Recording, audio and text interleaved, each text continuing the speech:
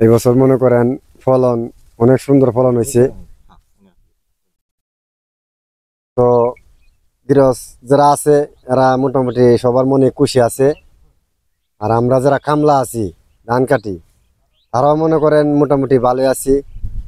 মেঘ বৃষ্টি নাই, সুন্দর মতো ধান টান কাটতেছি।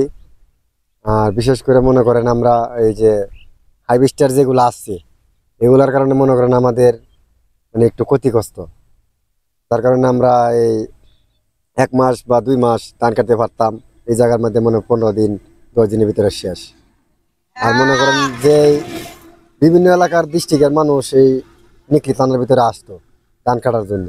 এখন তো মনে করেন আমরা এই ধান কাটতে পারতেছি না, আর ওরা আইসে এনে কি করবে। এরপরও টুকটাক এই বিভিন্ন এলাকার ভিতরে আছে, যেমন আরো আওয়ার আছে এইদিকে অন্য এলাকার লোকেরা ধান কাটতেছে। তো আলহামদুলিল্লাহ আমরা মনে করেন ভালোই আছি মোটামুটি ভাবে। মানে ধান টান দিন যদি ভালো থাকে তাহলে মনে করেন আমরা 15-20 দিন ধান কাটতে পারবো। এই আর